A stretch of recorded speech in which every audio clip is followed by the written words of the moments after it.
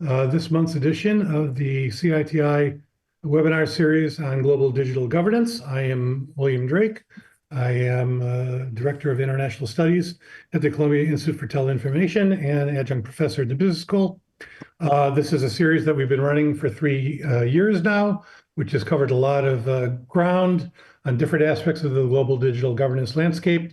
Videos of the past sessions that we've done are all on our website, and I just posted the link in the chat there. They're also posted to YouTube if you're interested. So anybody who's ever wanted to know what we've covered before, it's all there.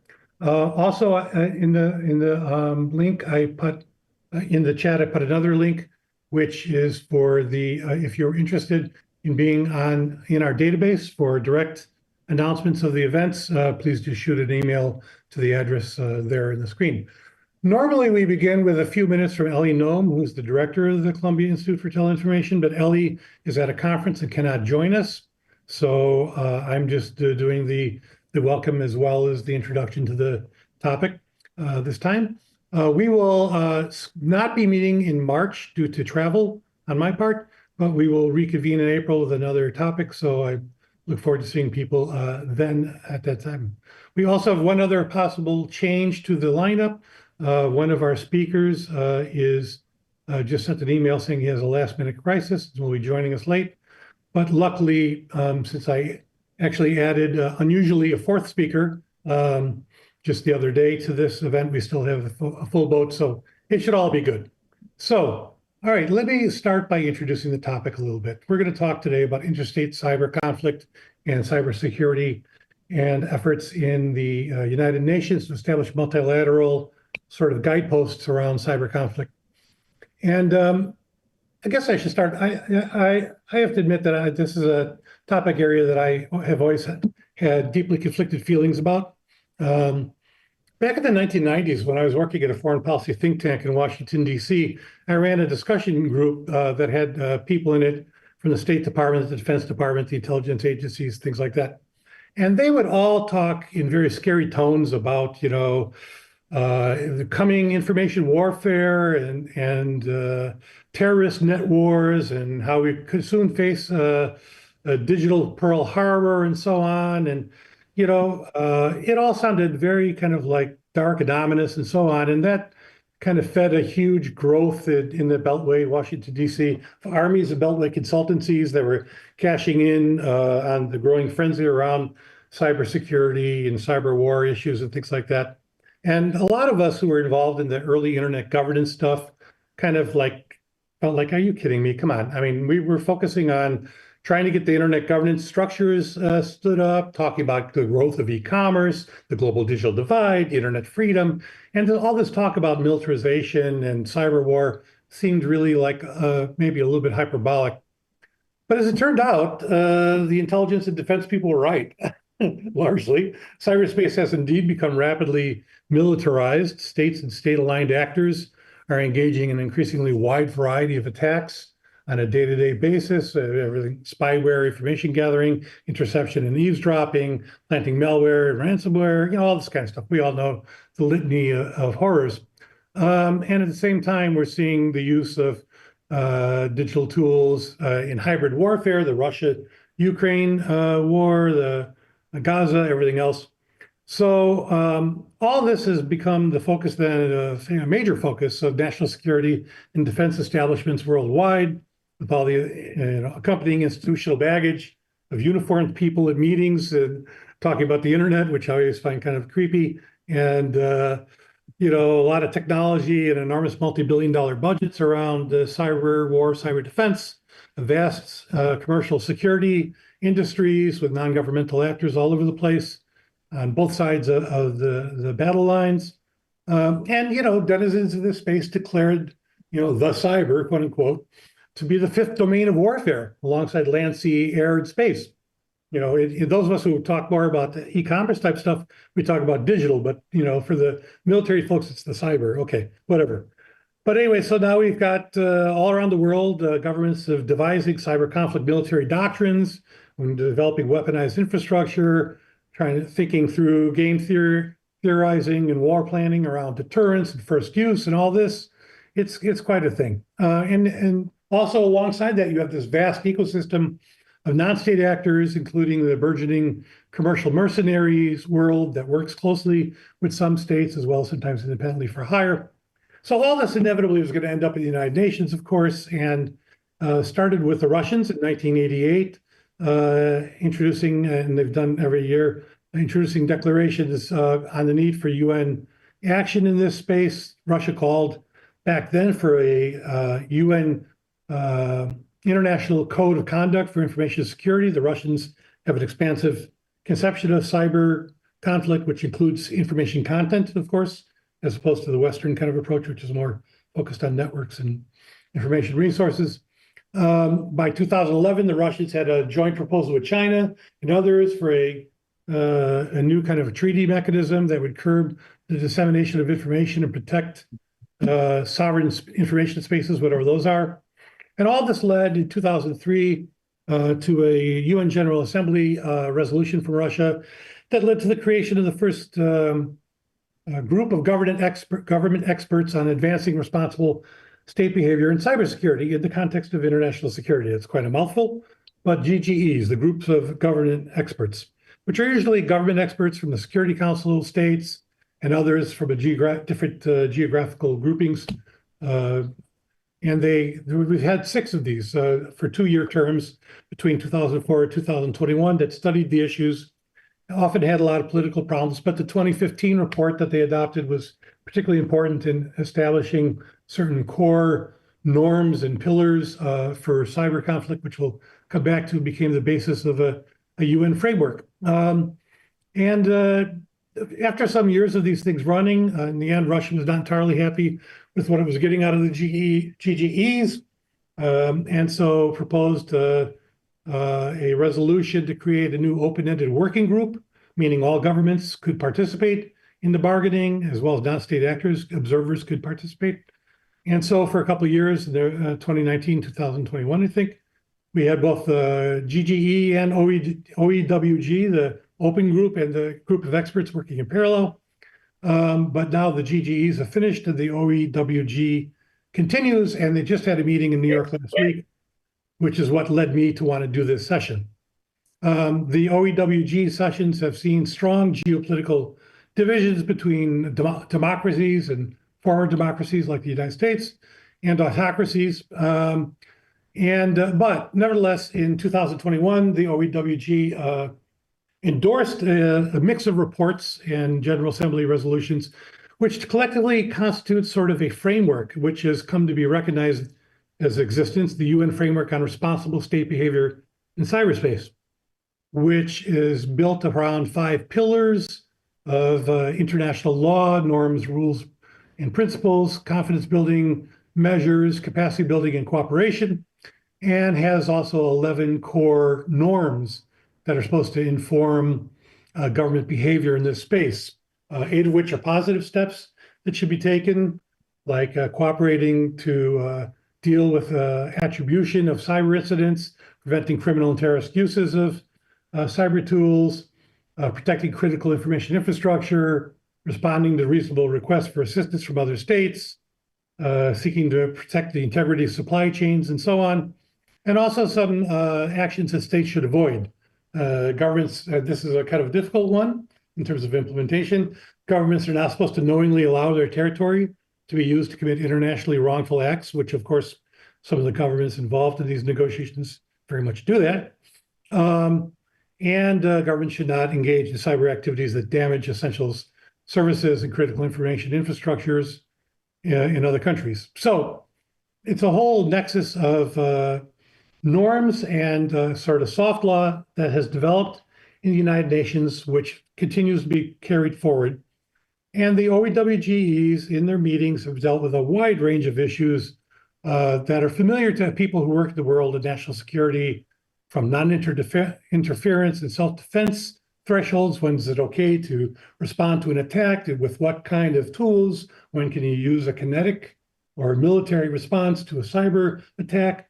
Due diligence questions about, controlling what actors within your country do, the application of international law, which has been kind of a big issue, especially with regard to humanitarian law, whether or not to develop new principles and norms, and in particular, whether to have a new binding international instrument. The Russians and the Chinese are pushing for a new international treaty akin to the recently adopted and soon to be signed off on cybercrime treaty, which is highly problematic, which was also started by Russia. The problems of scope and what kind of issues are covered by cyber conflict, attribution, how do you do that, accountability, what consequences there should be, if any, and so on. So there's a wide range of dispute settlement, wide range of issues that governments are dealing with in the OEWG negotiations. And when the OEWG, I hate this acronym, ends this summer, after that, it has been agreed to establish a permanent mechanism, a new international organizational nexus in the United Nations for ongoing discussions around cybersecurity. They're supposed to be action-oriented. So that will be a very interesting space for internet mavens to watch, needless to say. And I should also say there's also been a lot of non-governmental action in this space. There have been efforts by individual companies like Microsoft with its Digital Peace Project, and the Cybersecurity Tech Accord, Paris Peace Forum, the Global Commission on Stability of Cyberspace, the Global Forum on Cyber Expertise, a lot of groups that have tried to either deal with the operational aspects of promoting cybersecurity or trying to influence the development of global cyber norms, both within the United Nations and outside. So a lot going on in this space. And what we're going to do today is try and step back from all these individual kinds of things to get a big picture take on where are we with all this stuff. And to do that, we have a great panel of people who've been heavily involved in the UN processes and many other aspects of these issues. We have a little bit of a late shift, as I mentioned at the outset. So our first, one of our speakers is going to have to join late due to a last minute problem. That's Alexander Klimburg, who's a researcher and advisor at a number of think tanks, former executive of the World Economic Forum, author of many studies and a book on this stuff. He was the initiator and director of the Global Commission on the Stability of Cyberspace, and he'll be joining us from Austria when he's able to get online. Sheetal Kumar is also with us here now, joining us from London. She is a consultant and expert on internet governance and human rights issues. She previously headed Global Partner Digital's multilateral engagement work, in which context she was a close observer of and writer about the UN cybersecurity processes. So she's with us from London. Chris Painter has been a prosecutor of high-profile cybercrime cases and a senior official in the Departments of Justice, the FBI, the National Security Council, and the State Department during the Obama administration. He was the first dedicated high-level cyber diplomat. And since leaving government, he served as a commissioner on the Global Commission for Stability of Cyberspace and the president of the Global Forum on Cyber Expertise, among other things. He's joining us from Washington, D.C. And unusually for this series, as I said, today we have a fourth person who was going to be a discussant, but since Alex is late, maybe he can join earlier. When I was watching the OEWG online, I noticed Janis Karklins speaker, and I've known Janis for 20 years from the World Summit Information Society, and he was there representing the Latvian government. Janis is Latvia's ambassador at large on the UN Global Agenda. Previously, he was ambassador and permanent representative to the Council of Europe, the UN organization in Geneva, the UN Conference on Disarmament, was founding director of the NATO Strategic Communications Center of Excellence, and assistant director general of UNESCO. And he was also the president of the preparatory committee for the World Summit on Information Society's second phase. So he's joining us from Riga, Latvia. So great panel of people, and a little bit longer introduction than usual since Ellie wasn't here, but now we can get into the meat of the conversation. What we're going to do, as always, is that I'm going to pose a few broad questions to the panelists. We'll go around the table, and then at the top of the hour, we will open up to all participants to join in the conversation, and we hope people will be up for weighing in on the debate. But We've had a lot of good open discussions in this series, which I think is one of the calling cards of this series relative to a lot of other webinar series where it's very top down. So we hope people will want to join the conversation when we get to that point. So let's start with what's going on in the United Nations in the multilateral setting around cyber conflict and cyber war and all these issues. If people could talk a bit about the OEWG process and the larger debates within the UN in terms of what are the key battle lines that we've seen between states and their respective coalitions. What are the big issues that are animating and complicating the process? What are the different parties fighting over? And importantly, what have they achieved? What have they been able to agree on or not agree on, and why so far? Let's give people an overview of the UN space. I think that's a good place to start. So I'm just going to go in the order that I'm looking at on the screen. So Chris, why don't we start with you? And sure. And Janis. I've been involved in this process really since it began, almost since it began, when we had the 2013 consensus to international law applied, and I think you gave a good summary of what's out there. I think there's two things to note. There was remarkable progress early on through 2013 and 2015 after a long period of stalemate to agree on two things. The international law applies in cyberspace, and some states like Russia and China thought it didn't, and it was a free fire zone, so that was significant. Now, how international law applies, people still can't agree on. So one of the battle lines still is what does international law mean in cyberspace, and getting any progress on that. And I think the best we've done there is have a number of states come forward and say what their views on this are, rather than getting either any consensus or really any real, I think, good discussion about this, because there's such a difference between Russia and China and others, and the U.S., at least the U.S. is formally constituted. We'll see where the U.S. goes in the future. The U.S. and Europe and more like-minded states. And I'd say that one interesting part of that is when we talk about international humanitarian law, the law of armed conflict, and this has been a long-standing thing. The Chinese in particular, but the Russians have joined them, don't want to even talk about that because they think that even talking about LOAC justifies the militarization of cyberspace, whereas we all know those laws are to keep people safe, when in the reality that cyberspace and the real world have both become militarized, and it's meant to protect civilians. So that's been an impasse that hasn't been really joined. The other is, after that, I think, spurt of progress, and you mentioned the OEWGs. I think the biggest thing about the first OEWG, and we're now in almost the end of the second one, was getting all the countries in the world to actually participate in these debates. So even though it was a Russia suggestion, I think it was quite positive in getting all the countries, including developing world countries, involved, and really highlighting some of the issues and getting buy-in from all those countries at that level, that the norms that have been agreed to, the normative framework that you mentioned, and the international law and confidence building measures and capacity building were all key pillars, and they all agreed. So that was great.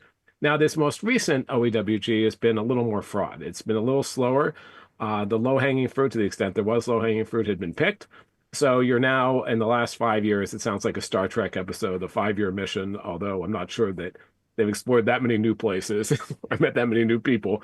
But it's made, as the chair of the OEWG likes to say, incremental progress. And that's been things like creating a point of contact directory, making some progress in capacity building, but not really clear where that's going yet. But it's been slow, and it's been slow, not surprisingly, because cyber is part of a larger geopolitical process. And as everyone on this call knows, and everyone in the world knows, the geopolitics is kind of a mess. And it's been a mess for a while, where you've had Russia, particularly since the invasion of Ukraine, China and others having a very different view of the future of cyberspace, and not really willing to compromise on issues. When we had the norms back in 2015, there was actually common interest. Russia and China and the U.S. all had a common interest in not having our infrastructures attacked. But now that consensus, there's just not a consensus now. So I was at the OEWG last week. I've been going to many different meetings for that. And I'd say the two biggest issues now really are, one, what are they going to agree on, if anything, by the July report? They have to do they've done incremental reports, which have been incremental. But what are they going to do in the final report? What new things can they say? What can they say that's going to be significant, that shows advance? And the second, which you alluded to, is what is going to come next. I mean, a big issue has been, what is this permanent mechanism going to look like? The Chinese and Russians have been pushing for something that's similar to the OEWG, which frankly sometimes is like listening to paint dry. It's a number of countries making interventions. There's not a lot of interaction. Stakeholders have had a role, but many stakeholders have been excluded by Russia. About 40 have been on the cast of a single veto by Russia, and now sometimes Russia and China have been excluded from the discussions, including companies like Microsoft and others. So that's been really a significant problem. So if you want to look at the different issues, I think the kind of like-minded countries want a more inclusive environment, and more action oriented, as you said, environment that's actually make progress on these issues. Whereas I think the Russians and Chinese are more happy to have the status quo. And the problem with the status quo is it's not just not inclusive, but it also kind of emulates, for people who know, the UN Committee on the Peaceful Uses of Space, which essentially, you could have a talk shop forever and never make any progress. And that might be a good release valve, perhaps, but it doesn't actually do anything. And so that's a problem. Mhm. And I think the like-minded countries want something much more practical, working group, something going forward. There is no consensus. This is a consensus group. I should note that all of these are consensus groups. So if they don't reach consensus, nothing happens. And if I had to make a prediction, I don't have to make a prediction, but I'll make a prediction, which is that you'll get to July. There's a likelihood of a train wreck where they can't agree, and then it will go to the first committee for some votes on competing resolutions, which is problematic because one thing you've heard from a lot of the developing countries is they do not want to do multiple processes. They don't want to involve, like when they had the GG and the OEWG at the same time, countries are like, we can't staff these. I mean, we can't send some from VG to everything. We're also the people who do the work, and that's a real problem. So where that ends up, I think, is really unclear at this point. Where that ends up on that, I think, is very unclear. You're quite right that Russia and China still look at information security and going after content, where the US and others look at really cybersecurity. There are lots of other issues that are bound up on this. And I don't see a clear path for an agreement on this right now. But sometimes things happen. So we'll see what happens in July. That's going to be a really interesting meeting to watch. Yeah, no kidding. Great, Chris. That's a good start for us. Thanks. Yeah, I watched the OEWG all week, and I was shocked. I mean, if you sit through enough UN meetings, you sometimes there's always that thing of everything's been said, but not yet by everybody, right? Yeah. And there was that dynamic of so now let's hear Fiji say the same thing. But I mean, it was very clear that there are still some fundamental divides on the way this permanent mechanism will be stood up and a lot of other issues. So I don't know where they go. Sheetal, your thoughts about where we are, what's been achieved, what are the big geopolitics around this stuff? Thanks, Bill. And it's great to hear from Chris as well, especially as you were there last week. And I haven't been following as closely for the last couple of years the OEWG and the first committee processes. So it was helpful. I did do some homework, of course. So it was nice to go down memory lane. And actually, one of the insights I suppose I wanted to share here was that in doing so and trying to think about what has happened in the last couple of years, it's different. It was both comforting and I think you maybe used the word depressing or something earlier, Bill. In equal measure, what I found, which is, like you were saying, Chris, incremental work, which is what I think you would expect, considering the political climate, but also the nature of the institution we're talking about, the UN. But in a way, I thought that was positive. And I'm not just trying to play devil's advocate here. I think, well, one of the things I remember from being involved in the process for a number of years is that metaphors are very popular. At the OEWG, there was often a use of metaphors, like the annual report that's adopted was likened to a smoothie, and everyone was going to have to, appreciate different kind of ingredients to the smoothie, but everyone had to drink. Anyway, I wouldn't bore you with that. But the point is, I was trying to think of a metaphor that likened that perhaps communicates what I was thinking about the progress, incremental progress, and I think it's a bit like having the space at the first committee and having these meetings every few months is like having a port that ships or any kind of vehicle is docking at, and that is. You can see perhaps the world that we're talking about in cybersecurity as this like wild sea. But and this is not a perfect metaphor at all, but I think that's sometimes how it's seen. And what I think is positive about what has happened over the last 20 or so years is that that port still exists.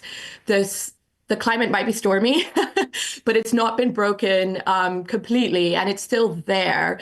And even if I think we need to still keep building it, and the questions around what we build and how we build it, which Chris, you're talking about, these lines of tension and disagreement around the very structure and format of future dialogue. There's also the question of the role of stakeholders and how inclusive these discussions should be. There's the questions around the application of international law, of course.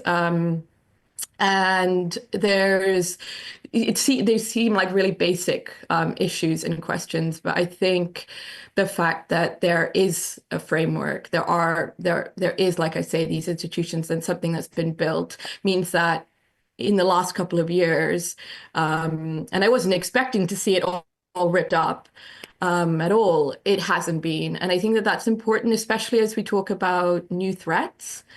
And emerging technologies, that even though it sounds a bit like everyone says the same thing over and over again, that's, I think, actually part of how norms are developed and entrenched, that more actors say the same thing, and in that sense come to an agreement about what is acceptable and what is not acceptable. And so, which is essentially the work that has been happening. So just quickly before we move on, because I didn't want to just repeat what Chris was saying, because I think that was super helpful to get a sense of what hasn't shifted really and what the disagreements still are. And like you say, it's something that will potentially spell even more challenging times if agreement can't be come to at the next meeting. I think when we're talking about impact, and it would be good to hear from others about what we would see as impact in this space. The impact of the norms, the impact of the framework. There are two aspects, I think. One is, and they're difficult to quantify, one is more cybersecurity. Does that mean as more digitization happens, there is not a proportional increase in the number of attacks on data and systems and institutions and people? Is that what we're talking about? Or is it also that national frameworks are more kind of aligned, and the resourcing that governments spend on cybersecurity is increased, and it is increased on similar areas? For example, the norms have spelled out that securing supply chains and addressing vulnerabilities and perhaps developing vulnerability disclosure processes are important. So that kind of a space for people to agree on that, I think, could be seen as impact. Now, the impact of the OEWG on that, I suppose there's research into that, but I guess that's something we can discuss. I think it has happened. There has been more alignment on what we need to think about as a global community, what we need to spend resources on. There's still a lot to do, but there is that common reference point, that port that is docked at, every few months to come and discuss it.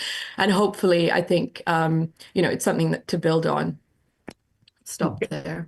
Can I just add that the chair has fond of saying the meetings themselves are a confidence building measure, that the fact that people are getting together, and it is true, having people repeat them, it has been very helpful. There's something called I should note, the Women in Cyber Fellowship Program. So a lot of countries, a lot of developing countries in particular, many more women have gotten involved in the process over the years and are making interventions. I think it leads the UN processes in terms of women interventions, which is not probably a great statistic because the UN is pretty bad in that, but still it's almost half of them, which is pretty significant. So that alone also is getting more buy-in to these norms.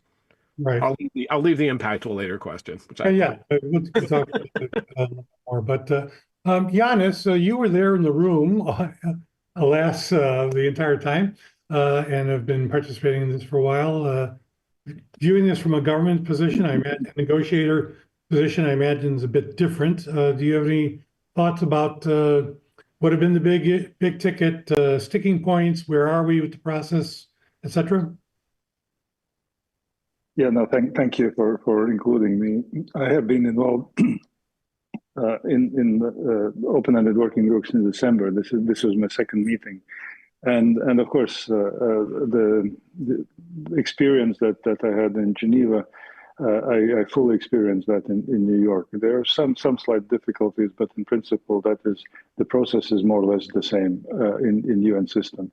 And this is the first point. If somebody expects a quick result in UN, that's the wishful thinking. UN is slow, and development of or achieving any kind of progress usually takes a couple of years, if not decades.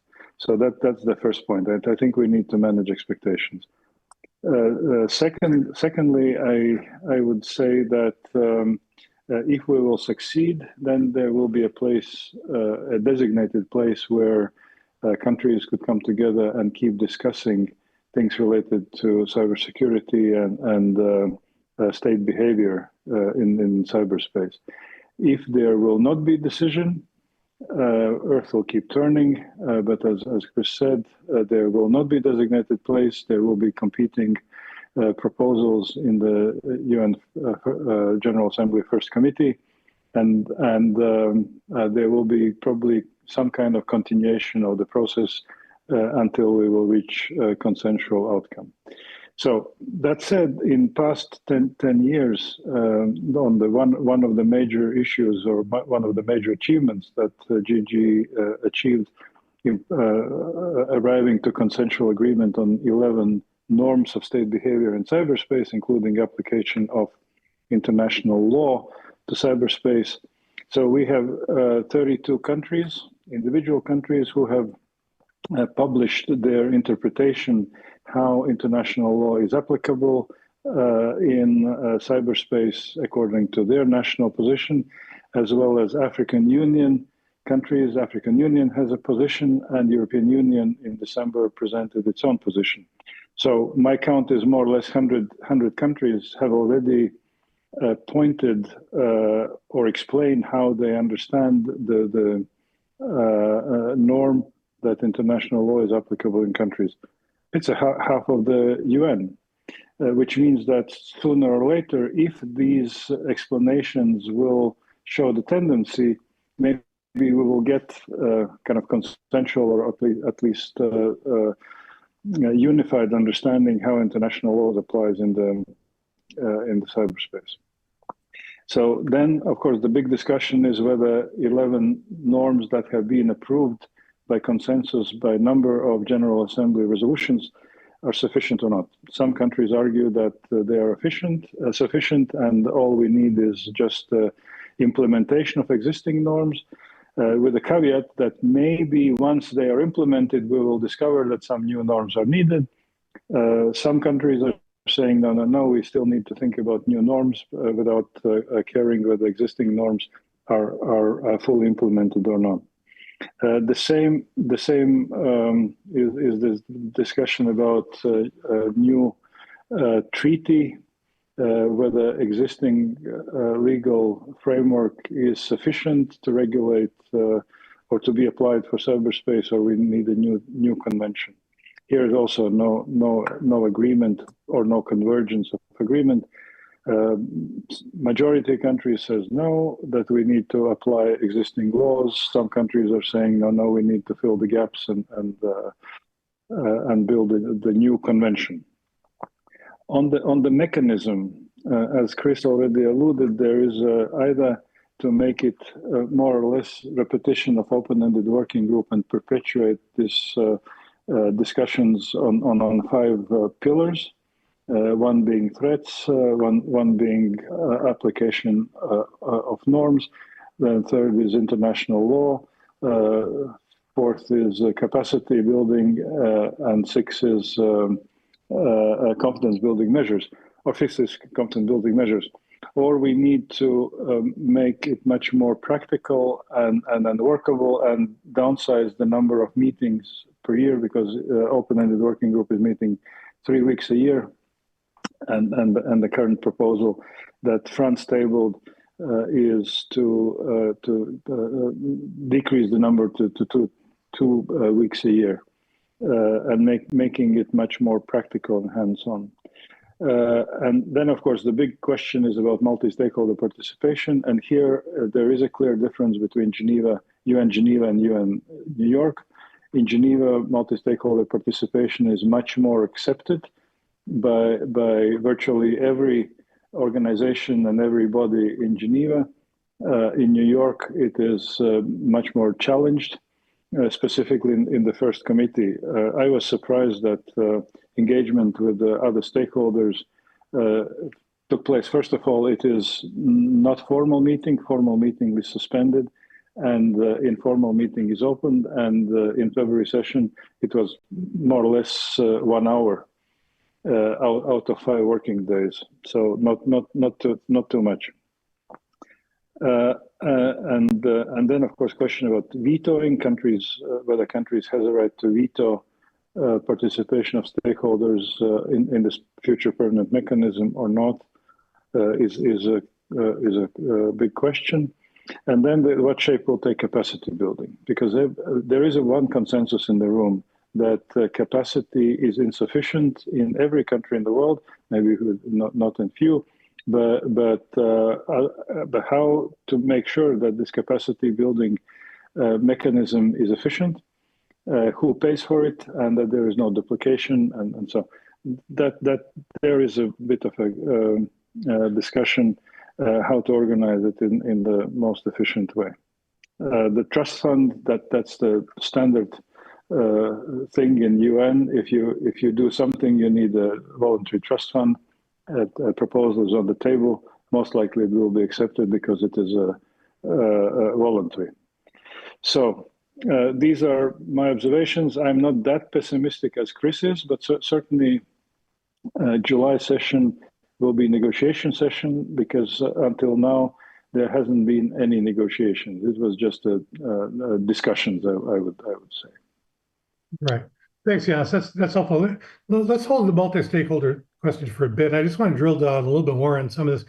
I mean, maybe people might be interested to hear, given what we just saw with the cybercrime treaty, about which we did a session in this series earlier in the year, where the Russians came with this idea for a new global treaty and managed to get everybody to sign on, including the Western countries, despite all the human rights people saying this is a disaster and so on.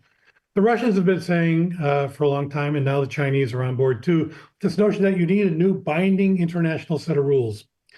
And maybe you could explain to people a little bit more about what exactly are they trying to get at with that? I mean, how do they see binding, international rules and a process around binding international rules being more, in keeping with what they're trying to achieve, versus why are Western countries and so on opposing this? What's really going on with that debate? Chris, could you just say something about that? Yeah, so a couple of things. First of all, I would say on the cybercrime treaty, as an aside, the Russians didn't get nearly anything they wanted out of that. It ended up being very much not what the Russians wanted. Now, there are some problems with it, but I think it's unfair to say it's really a Russian treaty or it's like so flawed it can't be signed on. I think a lot of it's in the implementation. So even though that was a Russian initiative, they just didn't succeed. In this area, this is something they've been pushing for a very, very long time, and we've opposed for, when I was in the government, we opposed for a very long time for a couple of reasons. One, you said, and it's true, that even though we have these norms out there, non-binding and voluntary to be sure, they're still political commitments, and yet we see countries violate these all the time, and there's no accountability. Now, do you really think if there was a binding treaty that there'd be any accountability? Accountability is the key, not having a binding treaty, I think. So I don't think a treaty really does much for you. Second, we're still in the early stages of figuring out what the right contours of this are, even with the norms. So actually moving to a treaty, I think, is problematic. But what the Russians want out of this goes to a statement we talked about earlier. They want information security. They view things that challenge the state, that are potentially disruptive to their state order, as something they want to ban. So this is what we would think of as political debate. So they have a much more expansive idea, and they tried this in the cybercrime treaty without success, but they certainly want to do this in the context of this treaty. The other thing is, quite frankly, I think the Russians and Chinese in particular want to have a treaty to constrain actors who follow treaties, and they won't be constrained themselves. And so that's a problem as well. So, and I think there's a lot of existing stuff out there, like existing international law that can be applied to cyberspace, and you don't necessarily need a whole new treaty that might be at odds with some of the things that exist. You shouldn't have different rules for cyberspace than you do for the physical world. But they've been pushing this for some time. As Janis said, I think there is not anywhere near a consensus on this. That maybe a treaty is something we look at down the line, long from now, but we're not close to that. But yet they're going to continue to push for this because they think that's something that is in their favor and will work to their favor. But again, I think the accountability part is the key part of that I don't expect them to follow, no matter if you have a treaty or anything else, because they haven't, even with existing treaties in non-cyberspace, you've seen activities like the invasion of Ukraine, which certainly don't comport with the treaties that are out there.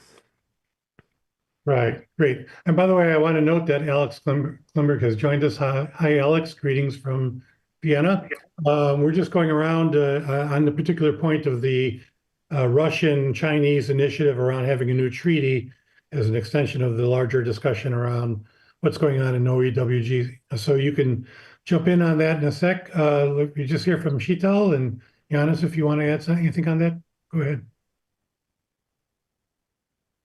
Thanks, and hi, Alex. Good to see you. I think all I would say on the cybercrime treaty is that it was, I think, from the very beginning, yes, another example of what we often call forum shopping, right? An attempt to achieve the same goal by just throwing the net wide and trying in many different spaces.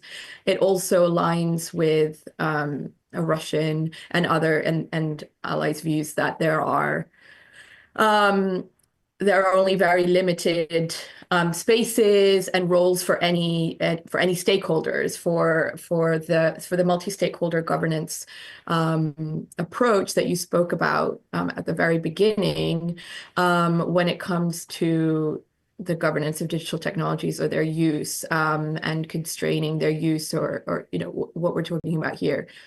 The modalities for that process are often seen as an improvement on the OEWG ones, but the reference or the bar is so low that I don't think we should be seeing that as progress. It was still a negotiation of a treaty that was very challenging for stakeholders to engage with, and the outcome is suboptimal, even though, of course, as you say, Chris, the proof will be in the pudding, as we like to say here in the UK, which means in the implementation and what happens next. It's still very disappointing from a human rights perspective. Yeah. Well, let's not get too far into the cybercrime treaty debate, though, because we already had that in this group. So just on this, thanks, Sheetal. Just on the Russian treaty proposal. Janis, Alex, you guys have any thoughts you'd like to add? No, I think Chris said it all. Okay, Alex.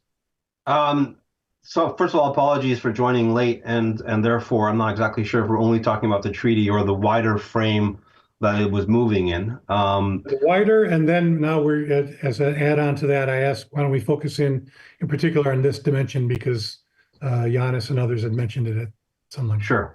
So just to pick up a little bit on what also Chris and Sheetal mentioned beforehand, and maybe this was covered already, so apologies. It's important to consider that since 1998, Russia has been pursuing very, very clearly the same objective. And that was the first time they drafted a resolution, 1999, it was submitted. And that was, of course, this information security definition, and that should be enrolled into some type of legally binding treaty. So there have been many different attempts on trying to accomplish this. You might have mentioned the Code of Conduct, which was the most recent version that was put out by the Shanghai Cooperation Organization, and there's still a document out there, and all kinds of aims to accomplish more or less similar things. And one of the things that I've often said that the Russian and Chinese government were most interested in trying to accomplish was basically something that amounted to a global notice and take down system. So the main objective has always been, obviously, to protect their own cyberspace, parenthesis, from hostile content. And the way to do so technically was previously considered to be unlikely or impossible. Now we know that it is actually somewhat possible. but their main objective has always been to do this globally. And a global notice and take down scheme obviously is oriented around agreeing on what is bad content internationally, and then effectively forcing through legal means, if possible, but also non-legal means where that's not possible, which is what China has been doing in Africa, to force, for instance, governments to take action to remove content from the web that might still be accessible beyond, for instance, the Great Firewall. Now, the ad hoc committee meeting on the cyber crime treaty was pretty much the end run to go directly to what they've been trying to accomplish indirectly for about 15 years. And that was always going to be something that the like-minded Western group was never going to put up with. But as Chris knows much better than I, diplomats don't always get to choose the battles they fight. So this is something everybody had to engage in and also try to do their best to have some type of positive outcome. But the outcome that they really wanted from the beginning was something along those lines, some type of notice and takedown scheme that would force governments to basically treat bad content nationally as an international issue. So that's just one thing I want out there, because this is, the quintessence of why, for instance, the U.S. government and others have been against any type of legal treaty, because in particular, this is where people would like to end up. So I don't know if that covers something you haven't covered, or if it's in any way fits the previous discussion. But just another thing on what Sheetal just mentioned beforehand, also about the modalities, although I think that's for the next points coming up. Even though the ad hoc committee was more or less the doomed committee from the start, I mean, there were potential things to get out of it, but it was kind of doomed from the beginning.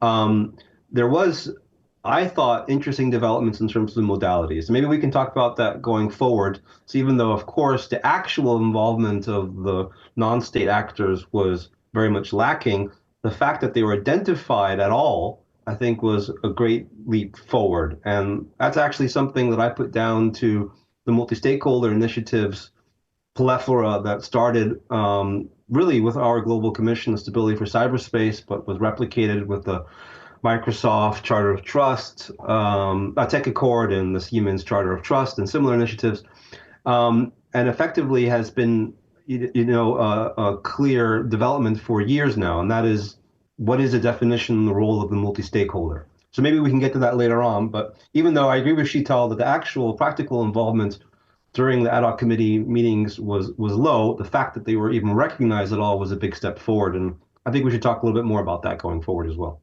Let's do that right now. Let's talk about the role of stakeholders in these processes and what they've brought to the table and contributed, both within the United Nations environment and externally. So within the United Nations context, as I think Chris and Janis both mentioned, right now, the way the approval process works for stakeholders to get engaged allows governments to kind of unilaterally veto, and a lot of stakeholders have been kept out of these discussions by Russia and China in particular. I think also Ukraine in some cases, objecting to them. And one of the big things I heard people debating all last week was whether there shouldn't be in the new permanent mechanism, a more easy access kind of scheme for stakeholders. And a lot of people, particularly from the autocracy, saying, no, we don't want that. What we have is sufficient.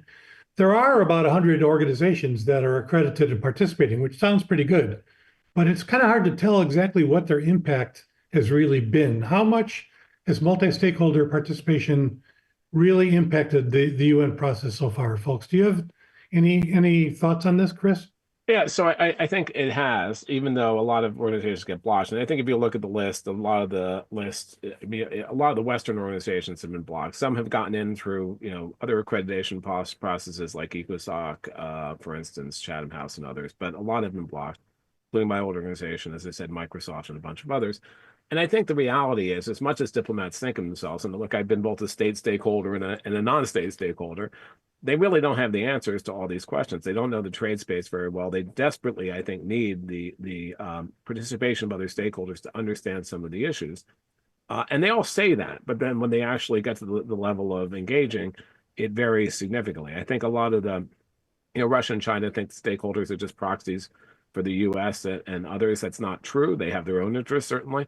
But I think even with that, there's been interest. A lot of the stakeholders, even the ones who have been blocked, have been able to go under the auspices of another organization that gets in, or sometimes states have included them. And it's not that important, frankly, to make a statement in the UN. As you heard last week, everyone's making a statement until you want to kill yourself. But what's important is engaging on the sidelines, of actually being there and being able to influence where delegations are. And a number of countries, like Australia, for instance, is a good one, have convened stakeholders in a more formal process to get input. I think that, there have been processes outside the UN that help that. Alex and me on the Global Commission.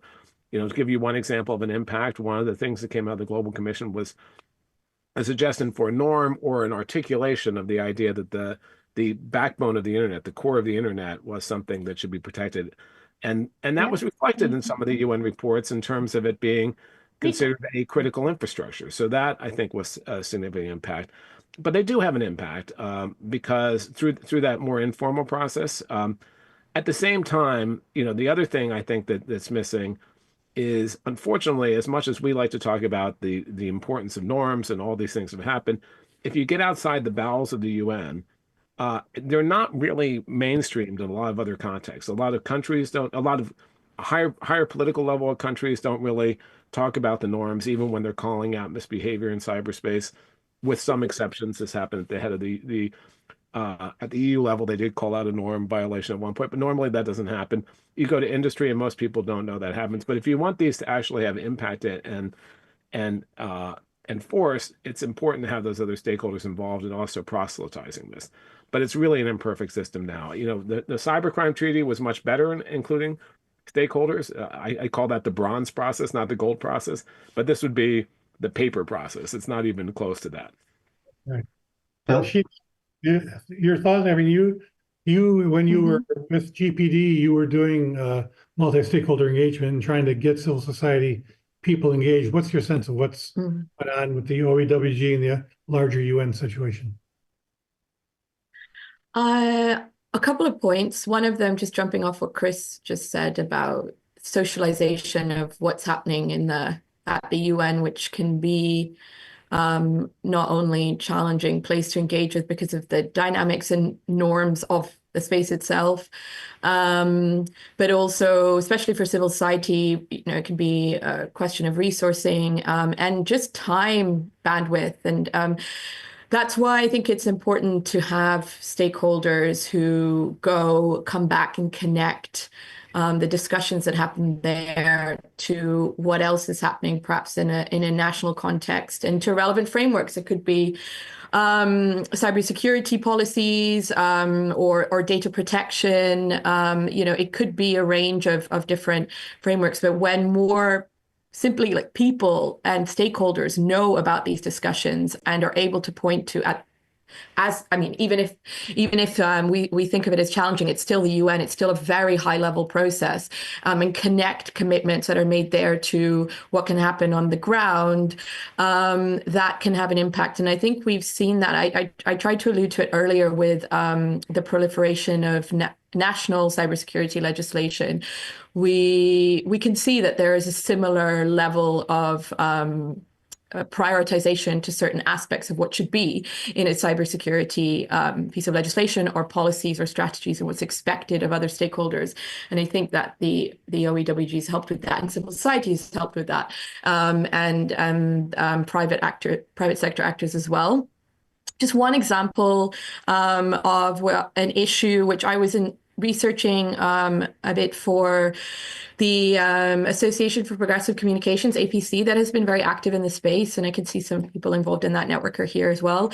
And it is gender and the disproportionate impact of poor cybersecurity on women and vulnerable groups, and the need to address that proactively and embed that in discussions around cybersecurity, including at the first committee. I think civil society and certain states that have championed this issue have had an impact, connecting it to the Women, Peace and Security agenda, but also within the OEWG itself, developing a framework. So last week, a working paper was drafted and presented by a number of states and co-sponsored by many more, representing a whole range of different groups, that moves the needle forward on that discussion and makes it more concrete and really gives advice and builds capacity of what it means to have a gender responsive approach to these issues. And I think that's really important. And I really believe that if, based on my research, that without the engagement of civil society in that issue area,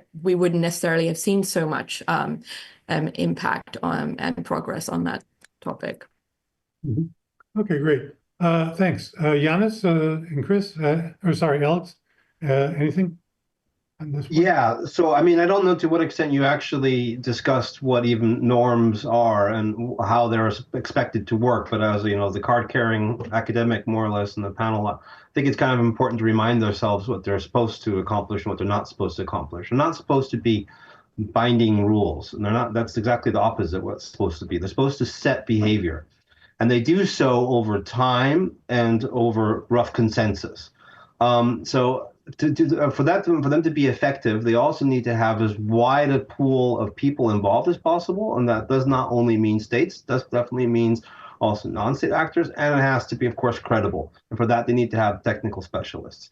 So the UNGGE, which was a very unique and interesting development, even though GGEs have existed before and since.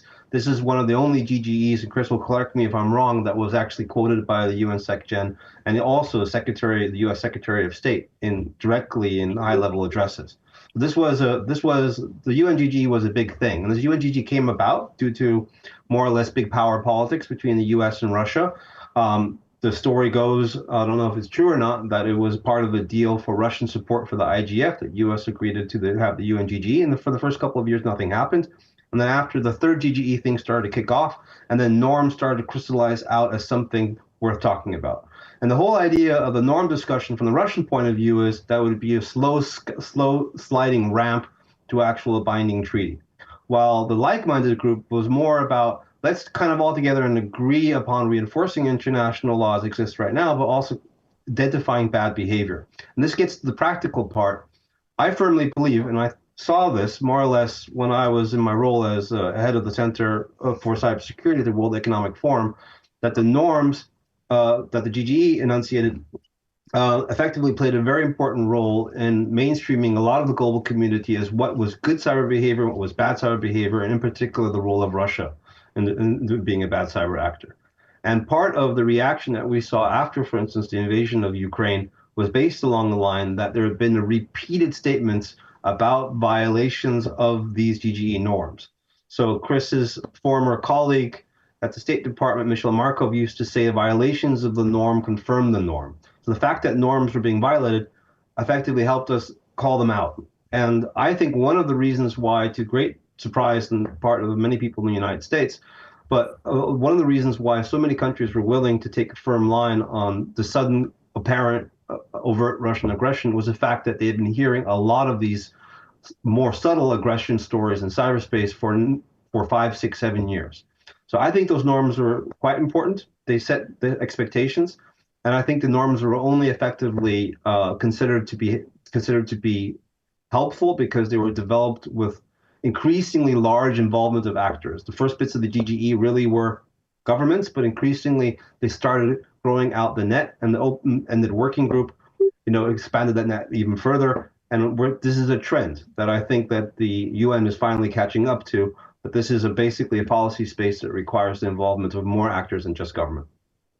Thanks, Alex. I want to open it up to the broader group pretty soon, but I still want to get around to one other aspect of this multi-stakeholder thing, which is the kind of stuff that's been put forward by multi-stakeholder groupings like the commission that you guys were involved with. But before I do that, Janis, did you have any just on this point of the non-state participants in the UN process impact? Yeah, no, Chris already mentioned that in my view, the biggest impact is outside the meeting room. So there is a kind of a tradition of organizing all kind of seminars during the week of open-ended working group. We organized one on national capacity building in response to incidents. In other words, about CERT. systems around the world, and particularly in Latvia, the Dominican Republic, and Indonesia. And these are, let's say, substantively rich events which are attended by delegates, and they learn things. It's also a capacity building, and I see stakeholder participation and capacity building as one of the biggest impacts of the working group. Coming to the GG, there is one element that needs to be probably mentioned that led to creation of open-ended working group. If I'm not mistaken, GG had a limited number of participation. There were about 15 or 25 experts around the world. They were nominated by Secretary General. I have chaired one GG on lethal autonomous weapon systems, and that was kind of open-ended working GG. There was all countries nominated experts, and these are like a plenary meeting. So and that was seen also as a kind of elitist club. Even Russians were there, Chinese were there, Americans were there. Still, there was some kind of a discomfort that not all countries have been participating. So as a result, this open-ended working group from that perspective is a better format, even much more messier and difficult. Exactly, yeah. But I do want to open it to the floor, but just before we do, maybe Alex, maybe you could say something about the Global Commission that you ran. I think it's important that when we talk about this role of non-state actors, not just what they're able to do or not do in the UN context, but how they're able to try to contribute to the intellectual and normative environment from outside. And, you know, as I said at the outset, we've had initiatives from Microsoft and others putting forward various proposals. I think one of the more notable initiatives, though, that was undertaken on a multi-stakeholder basis was the Global Commission on Stability of Cyberspace. And Alex, you ran that. So could you just say a little bit about, I mean, and then I do want to open it up just a little bit about what its main impacts were, whether or not how it's filtered into the larger zeitgeist here around these issues. So I probably can't go into the whole thing, because I think from my perspective, obviously I had the whole chapter coming out in the book about this. But fundamentally, I think to put it in historic context, the GCSC basically was in many ways the inevitable commission. It kind of started at a time when it was clear that the fifth GGE was going to fail. That was already identified kind of like at the outset. And this was already around 2015, and it was kind of obvious that there was not going to be an agreement. We already had, however, in the fourth GGE report, a strong basis for the norms component. And we also had in that report, we had a very specific mission that required also governments to consult with non-state actors better. And that was something we built on, including as a mandate, including the mandate that we derived from the Build Commission, which preceded us, as well as the so-called London process of the Global Conference on Cyberspace, which was a very government-focused, basically cyber IGF, which could have continued as a cyber IGF if the political will had been there. And all these three things came together more or less with the usual other accidents of history in terms of budget and the right people being at the right time to basically create what was probably the first multi-stakeholder commission that really had a more lasting impact in this space. Not the Build Commission didn't do a good job with what they did, but effectively their impact probably was less than they would have hoped. And I think what the impact was, not only the norms that we developed, but also the cyber stability framework in which those norms were sitting in. So the commission was launched in February 2017 at the Munich Security Conference, and basically presented its final report in November 2019 at the Paris Peace Forum. And it was always highly attended. Governments only participated as financier through the board, but the members that sat at the commission, like Chris and Wolfgang Kleinwächter and many others that you're familiar with, they were nominated by us, the Hague Center for Strategic Studies, and then our partner later on, the East-West Institute. And I think one of our main deliverables that I think is most important, although I'm very attached to, for instance, the norm against non-interference in the public core of the internet, which we can talk more about, was the mainstreaming of the multi-stakeholder component. And it's not an accident that both the Charter of Trust and the Tech Accord used us directly as models. Not only that, but the Paris Peace Forum, which adopted from their 8 recommendations, 6 of them are directly from us. A lot of our core content as well as also policy outlook. And I don't think we invented it. It was all our genius of our design. It was really the time. So some part of the time was simply the weakness of government to do here, but part of that weakness was brought basically by a lot of the private sector, in particular the president of Microsoft, calling out governments for not having performed well in this space. So one of the key backers of our commission were first and foremost the Dutch government at the beginning. So there was 3 main principal backers and then many others that joined later. But the real starting lineup was basically the Dutch government, Microsoft, and Internet Society. And that was effectively how we also construed our multi-stakeholder involvement between the private sector, government, and civil society. And I think that our lasting contribution has been the multi-stakeholder involvement, which is not only down to us, obviously, but also some of the issues like Chris already mentioned in terms of the public core of the internet, but also draws to where we failed. So since we were the champion for the public core, I'll give you one example. And we helped say what the public core is first for people who are not.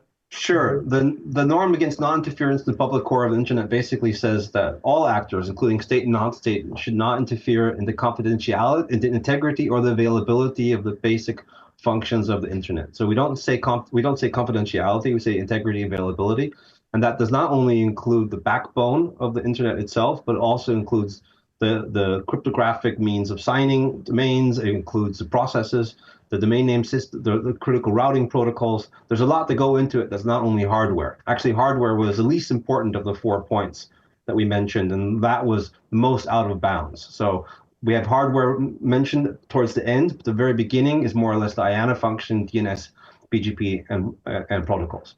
And the rationale here was that we needed to find, we did not want to use the term critical infrastructure, because infrastructure tends to be nationalized, or it comes under state purview. And the whole point of calling it public core removes that component.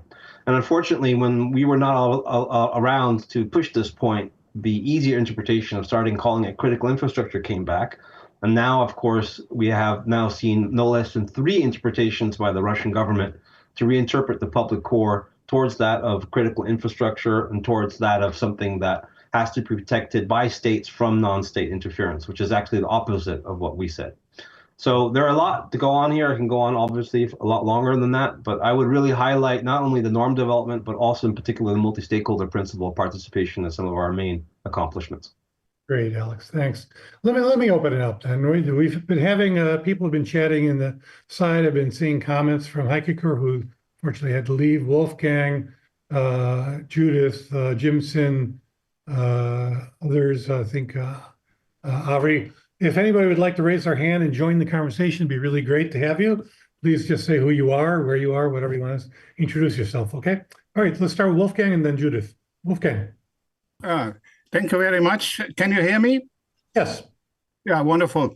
I thank you, Bill, first of all, to make this seminar happen, because this is very timely, because we live in a time of transition, and I think cybersecurity is a subject which is will not go away, and we have a place. Insofar, you know, I more with Sheetal when she said, okay, we have the guidelines and the principles from 2015. We have an institution, and when Janis added, we have to minimize our expectations. So then I'm in fully agreement, because it's good to have a place. And when Chris, with a little bit negative, tone, said, okay, there is no need for another committee like we have with the peaceful use of the outer space. So I think you have a place where you can go, and where you bring problems which are in the outer space, you can bring to the committee. And to have a committee for the cyberspace, in my eyes, would make certain sense, even if nothing will come out of it. I'm very clear for that. But if nothing comes out from it, but there is a need that something comes out, then you have to think in alternatives. And here's my my idea that probably like-minded stakeholders, including governments, in particular from the global south, who have an interest that, we are moving forward in more or less based on the outcome from the Global Commission, which Alex just outlined as a very effective multi-stakeholder network. So if we can create such a parallel process as an alternative, this could have a bigger impact and could organize pressure for the governments in such a cyberspace committee, which are unable to produce any reasonable outcome.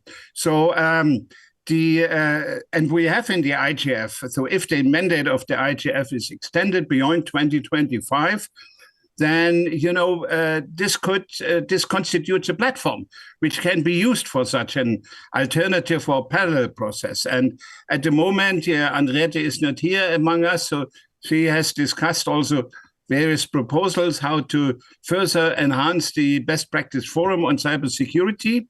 So I think that there is no need to reinvent the wheel. We have already some instruments. The challenge is to use them. So thank you. Back to Bill. Okay. Thanks, Wolfgang. That's very helpful. Let me take a couple of questions and then we'll open it up to panelists to respond. So Judith, go ahead. Yes. Hi, it's Judith Hellerstein.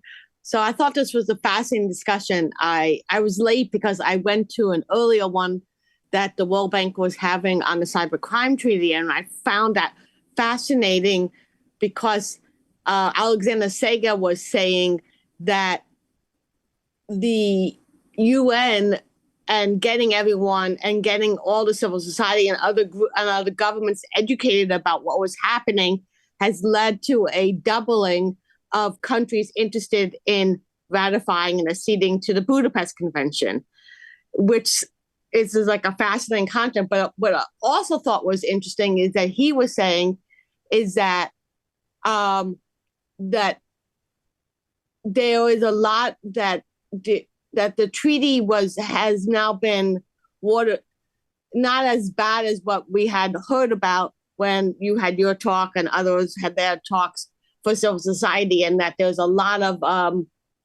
guardrails put in, which is something different than what I heard from all these other talks I've been to. And I thought maybe the people here could comment on that, because I had thought that that the UN treaty was turning out to be something that would be harmful to civil society, and people think it's the opposite now. So I thought I would interested in hearing comments on that. Thanks.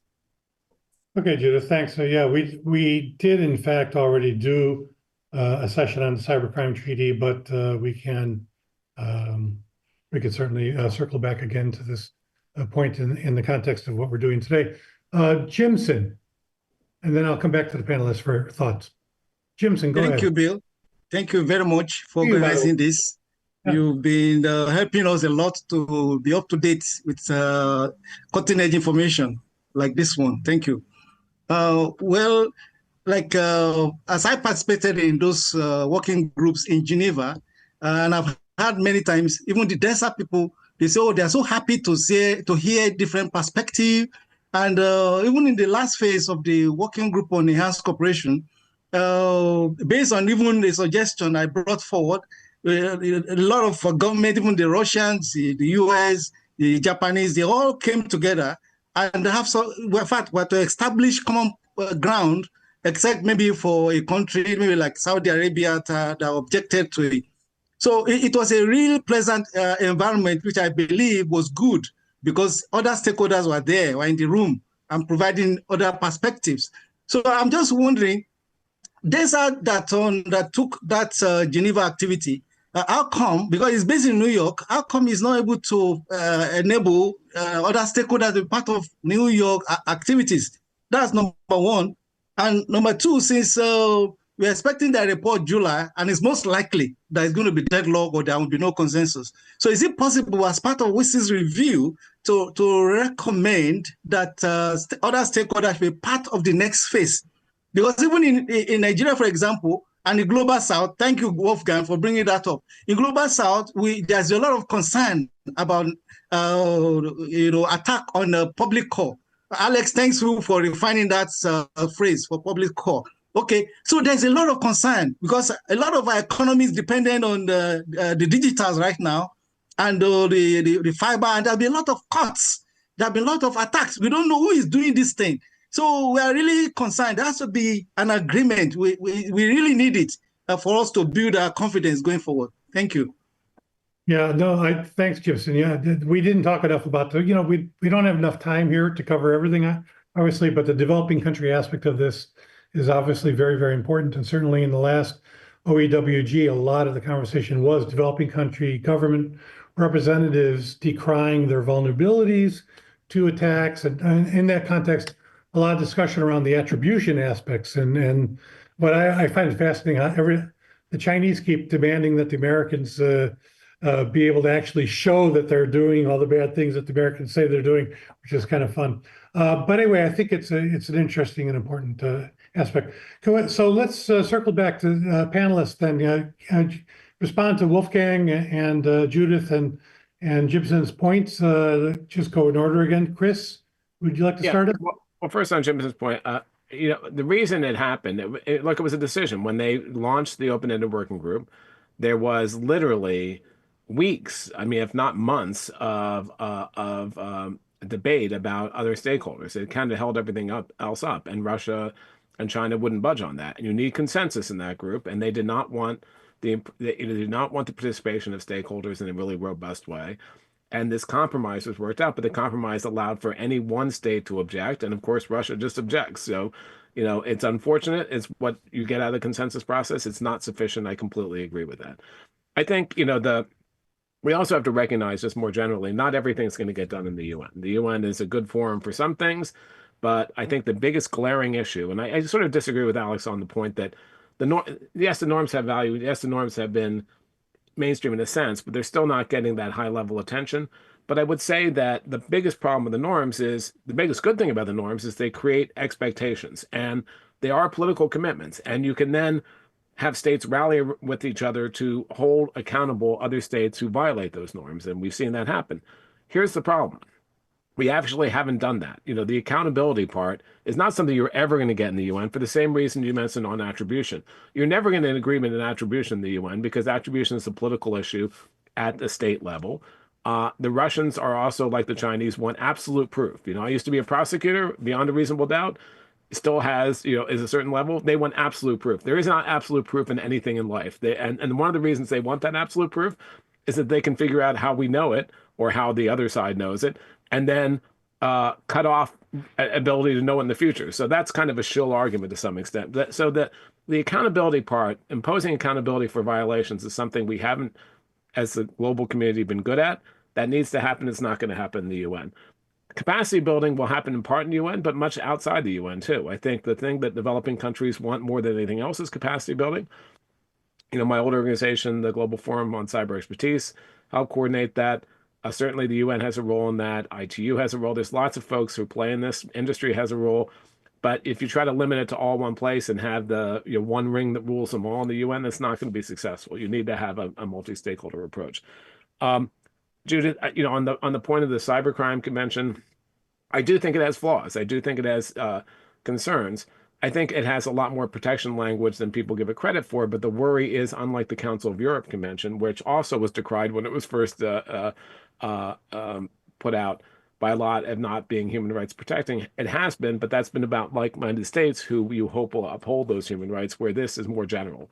And the worry is those states are going to abuse it or use it as a pretext. And that's why I think implementation, capacity building around this is going to be critical going forward on this. And Wolfgang, finally, to your point, I think, look, as I said, I think you can have forums outside the UN that will help. And I think there are ways to do that and architect that. But the number one thing, you don't just want a series of people talking about things. Yes, the UN COPUS is a forum to go to, but nothing ever gets done. It's where issues go to die.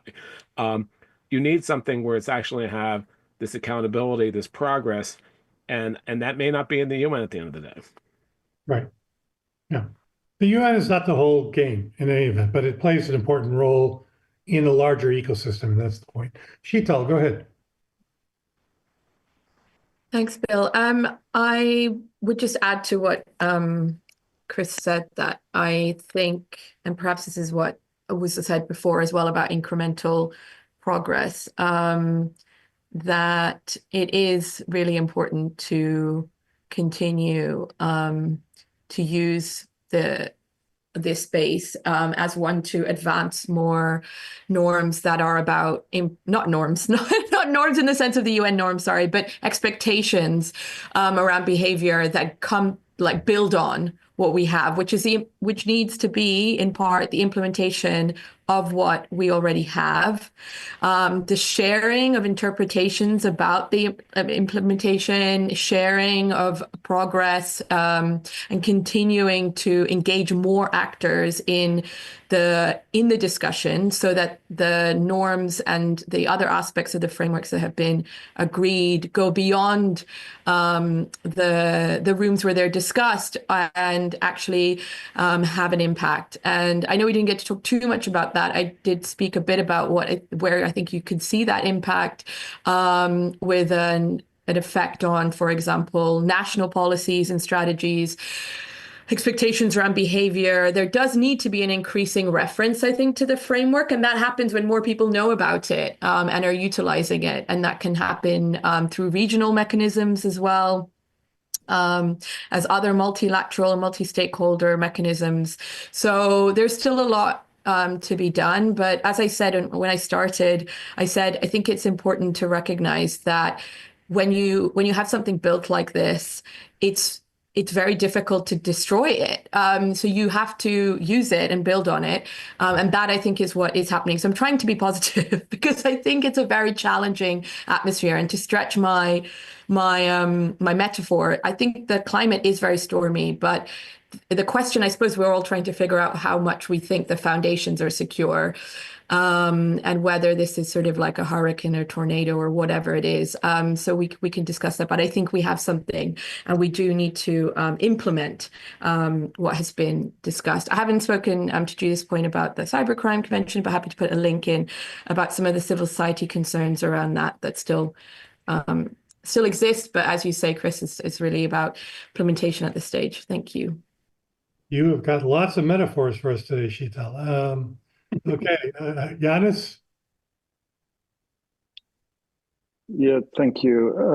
To Wolfgang's point about alternative arrangement, I think alternative arrangement will not work in the sense of intergovernmental process. It will work in, let's say, in substantive sense to move forward, let's say, cybersecurity situation in the world, but not in UN. So UN is a universal organization, and in one way or another, there will be something sooner or later. So that's my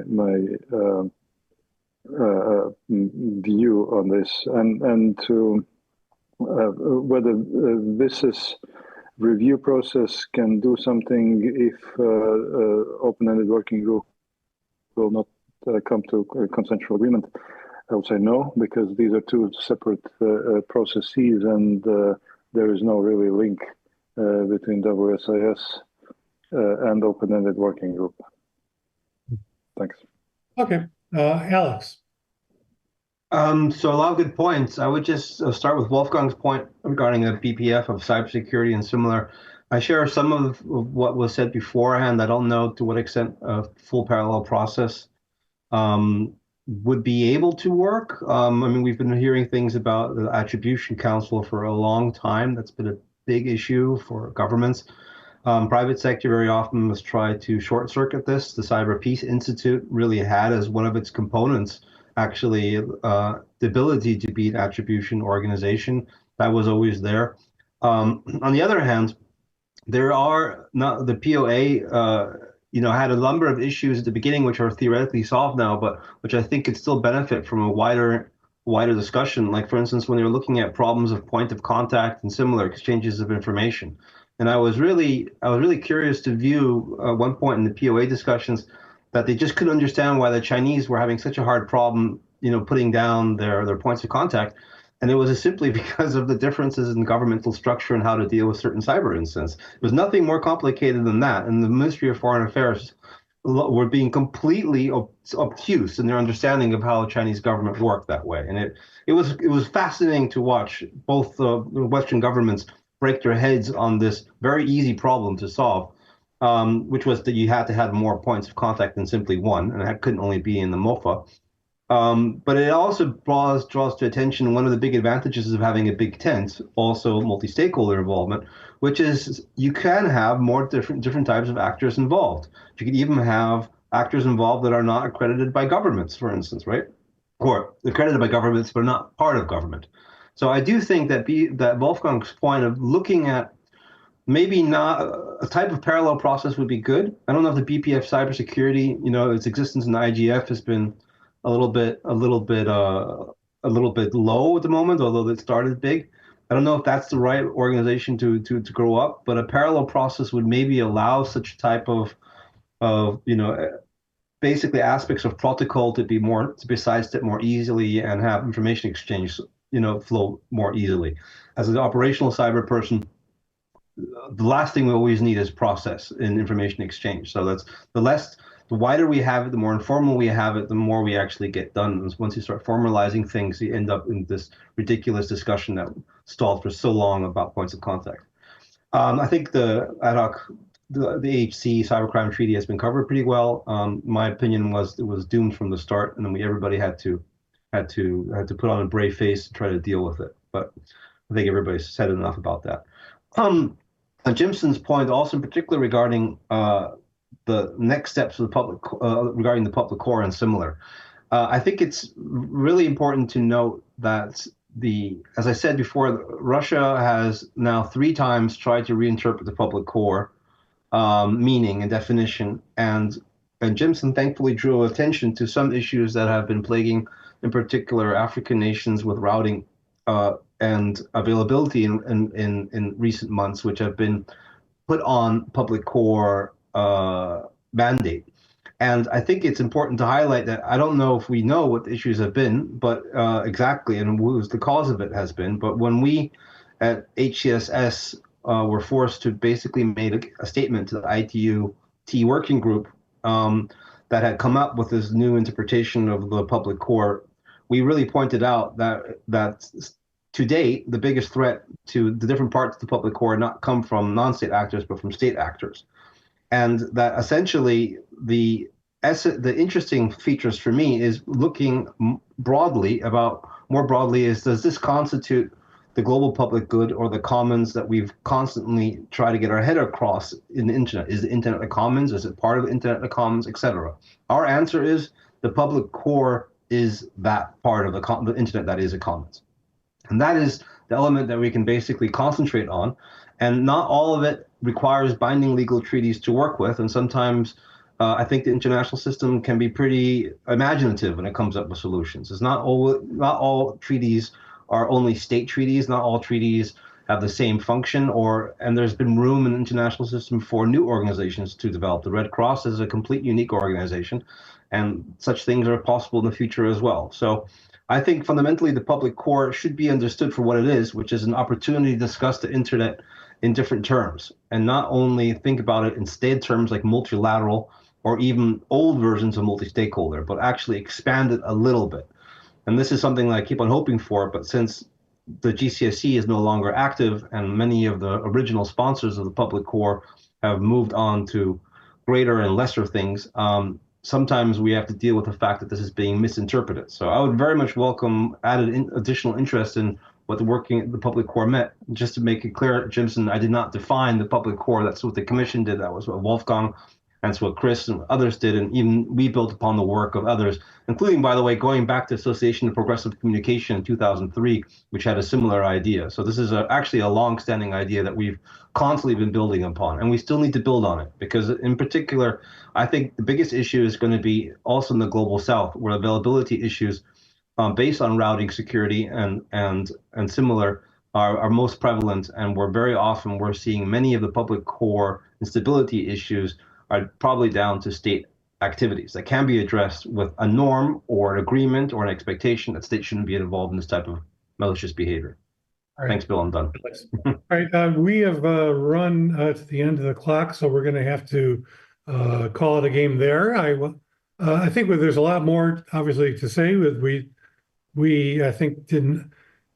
Maybe I should do another session sometime just on the whole concept of international norms, how much norms matter, and how do they matter? Because I think sometimes, both in the case of cybersecurity, but also more generally, there's a sort of lack of connection between folks who want to see concrete, discernible outcomes impacted by decisions or rules or so on, and the discussion around norms. But I think the norms do play an important role. And I think also there's more to be said about the developing country aspect than we've had a chance. But I appreciate the conversation. I think panelists, their contributions, and everybody else who got into the conversation as well.